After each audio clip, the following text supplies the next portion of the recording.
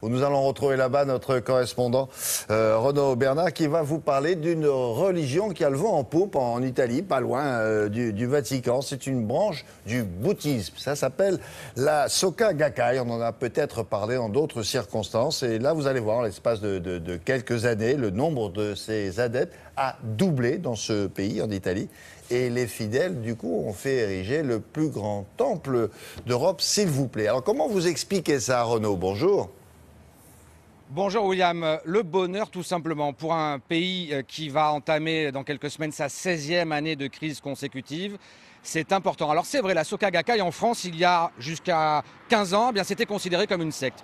Depuis, c'est réglé, c'est admis comme une branche du bouddhisme inspirée d'une philosophie japonaise. Sa philosophie, c'est simple, c'est persévérance et courage qui conduisent au bonheur. Et ça a fonctionné en Italie à tel point, vous l'avez dit, que c'est devenu la 4e religion du pays, loin, très loin derrière le catholicisme, loin, très loin derrière le protestantisme et l'islam. Mais tout de même, c'est devenu la 4e religion du pays, à tel point que ces fidèles ont fait ériger le plus grand temple d'Europe du côté de Milan, 20 fois moins grand bien sûr que la basilique Saint-Pierre, mais tout de même 40 000 mètres carrés. C'est un reportage de Claudia Billy et Pierre-Olivier Casabianca.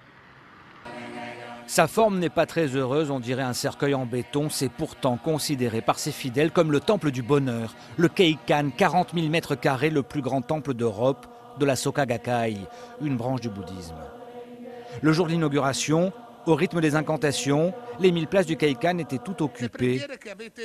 Et au pupitre, tous les grands cultes présents en Italie sont venus honorer cette religion. Un frère franciscain, un rabbin et même les autorités de la ville de Milan où le temple a été érigé.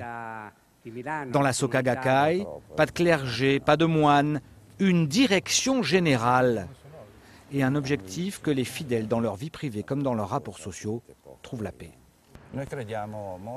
Nous croyons que la paix est la valeur essentielle de la société humaine. Ça signifie avoir la capacité de résoudre les conflits et donc la capacité de respecter les différences en favorisant les points communs. Si ce jour-là, la salle a l'air vide, ça n'est qu'une illusion. En 20 ans, les fidèles de la Soka Gakkai ont été multipliés par 6 en Italie. Ils sont 73 000. Le Nammyo Renge-kyo, ce chant, c'est la clé. Il est censé apporter de l'énergie vitale. Il donne du courage à ceux qui ne trouvent plus la sérénité ailleurs. On apprend aussi comment traverser les difficultés et les transformer en expériences positives dans notre vie. Au pays des papes, où 9 Italiens sur 10 sont catholiques, la Soka Gakkai reste marginale, bien sûr, mais dans un pays en crise profonde et depuis des décennies, sa philosophie ancrée dans le bonheur quotidien devrait continuer à séduire.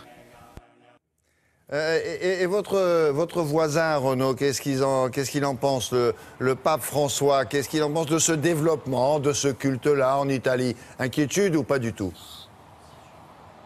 A priori, pas du tout. Nous sommes le 21 mars 2013. François est pape depuis quelques semaines à peine et il décide de recevoir les représentants de tous les cultes présents en Italie. Eh bien, il invite Asa Nakajima, représentante en Italie de la Soka Gakkai, qui est invitée à l'intérieur du Vatican, parmi les murs du Vatican.